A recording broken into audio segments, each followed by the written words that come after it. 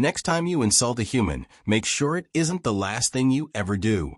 Admiral Cale Oren had heard the phrase in 1,000 different tongues, but never with the sheer venom that dripped from the lips of the human envoy now standing before the Galactic Council. The room, filled with representatives of dozens of star systems, bristled with the tension that had been building for days. The Council has spoken, intoned the crystalline voice of the Vios delegate, a towering creature composed entirely of refracted light. The Terran Empire is not deemed worthy of a seat within the Galactic Council. Your species lacks the maturity, the wisdom, and the subservience.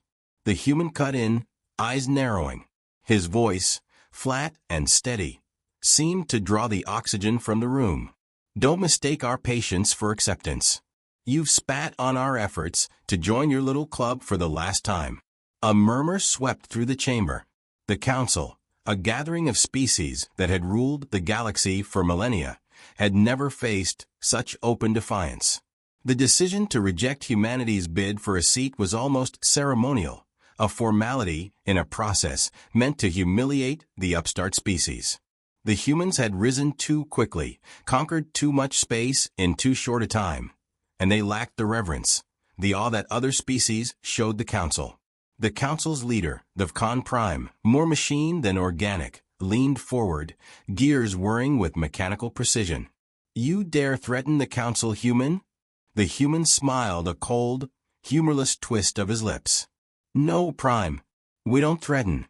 We warn. The Prime's ocular sensors focused on the human, recalibrating to detect any sign of deceit. None was found. The silence in the chamber was absolute.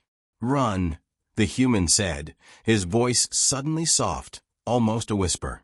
Run while you still can. The Khan Prime rose from his seat, towering over the human. You will leave this chamber at once. Your empire will be informed that further insolence will be met with swift retribution. The human envoy remained still, his gaze locked on the Prime. There won't be a next time, Prime. You've made your decision. We'll see it through. The tension in the room exploded as the Prime's arm shot forward, a weapon forming from its mechanical limb. But the human was already moving with a speed that defied even the advanced sensors of the Prime. The human slipped a small device from his coat, pressed a button, and the world went dark for a moment. The chamber was plunged into blackness, the kind that comes from absolute light deprivation. The Council members, each uniquely adapted to their own planet's conditions, struggled in the sudden void. When the lights flickered back on, the human was gone, and in his place stood a hologram projected by the device he had left behind. You've underestimated us, the hologram said, the human's voice carrying across the chamber with an eerie calm. We're not here to ask for acceptance. We're here to conquer. Gasps and exclamations rippled through the room. The Zyros delegate, its crystalline body refracting the light of the hologram, turned to the Prime. What is the meaning of this? The Prime's mechanical mind raced through probabilities, calculating the odds of an immediate attack. But the human envoy's words lingered like a poison in the air. We have defenses, the Prime said, more to himself than anyone else. They would not dare. The hologram continued, undeterred by the confusion it had sparked. You think your technology, your fleets, your centuries of power make you untouchable, but you've forgotten something crucial, something we've been preparing forever since we left our solar system. The hologram faded for a moment, replaced by a map of the galaxy. Red dots began to appear one after another, each marking a location familiar to the Council members. Critical supply routes, communications hubs, shipyards, and each one of them marked by those red dots represented a target. You should have let us join, the human voice said as the map continued to light up. But you didn't. So we're going to take what we want. No negotiations. No peace talks. Just war. The chamber descended into chaos. Delegates shouted, argued, and demanded answers. The Prime attempted to regain control, but the room was already slipping into disorder. The humans had always been a thorn in the Council's side, but this was beyond anything they had expected. The hologram flickered again, the human's face reappearing one last time. You have two choices: run or die. And with that, the hologram vanished, leaving the chamber in stunned silence. Admiral Cale Oren, representing the brutal, battle-hardened wider species, looked over to the Prime. His species thrived on conflict, but even he could see the gravity of the situation. "They're serious," Oren said, his voice low, almost respectful. "The humans are going to come for us." "Let them come," the Prime replied, but there was an undercurrent of uncertainty in his mechanical tone. "We'll crush them," Oren said, his eyes narrowing. "Maybe," the Prime said, "or maybe they'll do what no species has done before. Maybe they'll succeed." Across the galaxy, the human fleets began to move. They had waited, bided their time, until the right moment. The Galactic Council had underestimated them, thinking them a nuisance, a species too young and brash to pose a real threat. But humanity had learned. They had watched, studied, and now they were ready. This wasn't a war for territory or resources. It was a war for dominance. The Council had made its choice, and now Earth would make its move. The time for diplomacy was over. The time for war had begun. The human fleets moved like shadows through the void, a vast and coordinated force that had been hidden from the galaxy's prying eyes for years. They were ghost ships, stripped of any identifying markers, their hulls coated in advanced stealth technology that rendered them invisible to even the most sophisticated scanners. They bore no flags, no symbols, only the singular purpose that had driven them to this point. They were going to destroy the Galactic Council. On board the Resolute, Admiral Jonathan Kane stood on the bridge, his hands clasped behind his back as he stared at the holographic map of their targets. It was an old habit, one born from years of command. He didn't need to look to know what his officers were doing. They were the best Earth had to offer, hand-picked for this mission. The lights of distant stars cast long shadows across the bridge, giving the scene an eerie calm before the storm.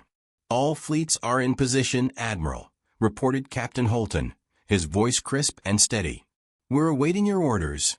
Kane nodded, his expression unreadable. "Activate Phase 1. I want those Cal relays down within the hour." Captain Holton relayed the command, and across the fleet, the order was executed with military precision. Ships split off from the main fleet, streaking toward the critical communication hubs scattered throughout the galaxy. These hubs were the lifeblood of the Council's power, enabling instant communication across vast distances. Without them, the Council would be blind and deaf, unable to coordinate their defenses. The ships approached their targets with surgical accuracy, launching a barrage of EMP missiles. The pulses spread out in a web of energy, enveloping the relays and frying their circuits.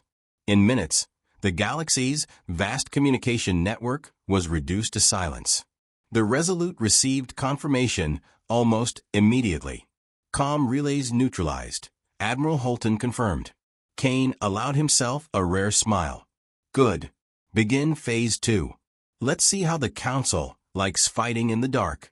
The human fleet shifted again, this time dividing into strike groups. Each group had a specific target: shipyards, supply depots, refueling stations. These were the arteries that kept the Council's fleets operational. And now they were exposed, vulnerable to the human onslaught.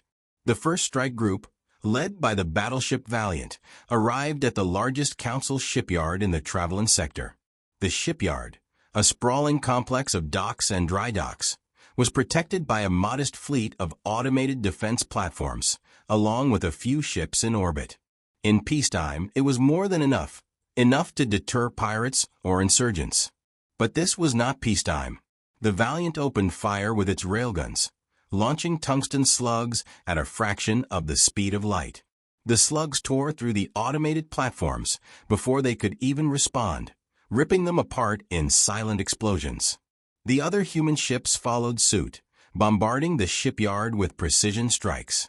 Within minutes, the entire facility was ablaze, the carefully constructed infrastructure crumbling under the relentless assault. The Council ships still in dock were annihilated before they could even power up their shields. It was a massacre, and it was only the beginning. Similar scenes played out across the galaxy. The Council's shipyards, depots, and supply lines were systematically destroyed, one after another. The human fleets moved with an efficiency that bordered on the mechanical, striking hard and fast before slipping away into the darkness, leaving nothing but wreckage in their wake. On the bridge of the Resolute, Admiral Kane watched as the reports came in one by one. Each success was another step toward their ultimate goal. The Council had made its decision, and now they would pay the price. How long before they respond? Kane asked, his gaze still fixed on the holographic map. They're trying to muster a defense, Captain Holton replied, but without their comm relays, it's chaos. They're operating blind, and by the time they figure out where we are, we'll be long gone. Kane nodded, pleased with the progress. Good. Keep the pressure on. I want them to feel like there's nowhere safe in this galaxy. As the human fleets continued their relentless advance, panic began to spread through the ranks of the Galactic Council. The Prime, now isolated from his fellow counselors, struggled to maintain control. His once imposing figure now seemed diminished, his mechanical voice betraying a rare note of uncertainty. We need to regroup, the Prime said, addressing the scattered remnants of the Council's military leadership. Our forces are spread too thin. We must consolidate and strike back with everything we have. But where? Admiral Oren asked, his voice laced with frustration. The humans are hitting us everywhere at once. We can't predict their movements. They're too damn fast. The Prime's sensors whirred as he processed the data. Every projection, every scenario pointed to the same grim conclusion. The Council was losing. The humans had taken them by surprise, exploiting every weakness in their defenses with ruthless precision. Then we must prepare for the worst, the Prime said at last. If we cannot stop them here, we may need to abandon key systems, sacrifice the outer worlds to protect the core. Oren's eyes narrowed. You want us to retreat? It is not retreat, the Prime said coldly. It is a strategic withdrawal. We regroup, we rebuild, and then we crush them? But even as he spoke, the Prime knew that such a plan was far from certain. The humans had proven themselves far more dangerous than anyone had anticipated. And with every passing moment, the balance of power shifted further in their favor. On board the Resolute, Admiral Kane knew that the Council was on the brink of collapse. The next phase of the plan was already in motion, and soon, the humans would deliver the final blow. But there was no room for complacency. Any signs of a counterattack? Kane asked, his tone calm and measured.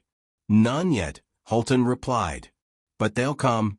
Desperation will drive them to act sooner or later.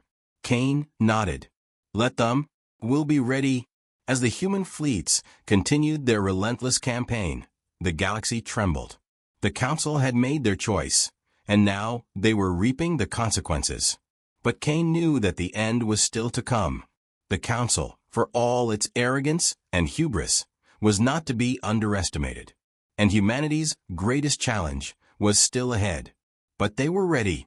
They had been preparing for this moment for years. The Council had denied them a seat at the table, and now the humans would flip the table over entirely. There would be no peace, no negotiation, only victory.